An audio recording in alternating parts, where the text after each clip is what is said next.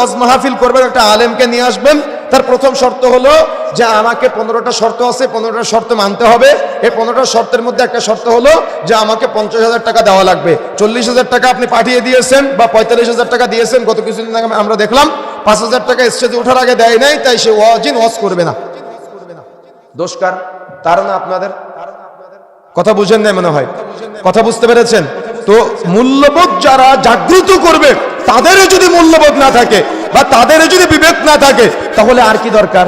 একজন ব্যক্তি খেটে খাওয়া মানুষ বা একজন চাকরিজীবী যে ভালো লেভেলের চাকরি করে, ওই তার সারা মাসে যে ইনকাম আল্লাহ আপনাকে একদিনে দেয়, তারপরে আপনার শান্তি হয় না। আজকে আমার কথা বুঝেন নাই মনে হয়, কথা আপনি বুঝতে পারতেছেন? কথা আপনাকে বিবেক দিয়ে বুঝতে হবে, কথা আপনাকে ব্রেন দিয়ে বুঝতে হবে। একজন কর্মজীবীর সারা মাসের, একজন মাদ্রাসা শিক্ষকের সারা মাসের যত বেতন আল্লাহ সুবহানাহু ওয়া তাআলা আপনাকে একদিনে সেটা দেয়, তারপরে আপনি হৃদয়ে প্রশান্তি পান না, তাহলে আপনি কি মানবতা শিখাবেন আমাদের? আর আপনারাও আছেন, যদি কেউ অনলাইনে একটু ভাইরাল হতে পারে তাহলে 40,000 কেন 1 লাখ 2 লাখ 4 লাখ টাকা দিয়ে আপনারা বক্তা ভাড়া করে নিয়ে এসে, আর এখন ওয়াজ মাহফিলগুলো তো রাজনৈতিক মঞ্চ হয়ে গিয়েছে। এই পুরো ওয়াজ মাহফিলের তাফসীরের জগৎটা এক সময় জাল তাফসীর, জাল বর্ণনা, কিচ্ছা কাহিনী চলতো, আর বর্তমানে প্রচলিত গণতন্ত্রের রাজনীতির প্রচারের একটা মাধ্যম হয়ে গিয়েছে। এগুলা নষ্ট হয়ে গিয়েছে।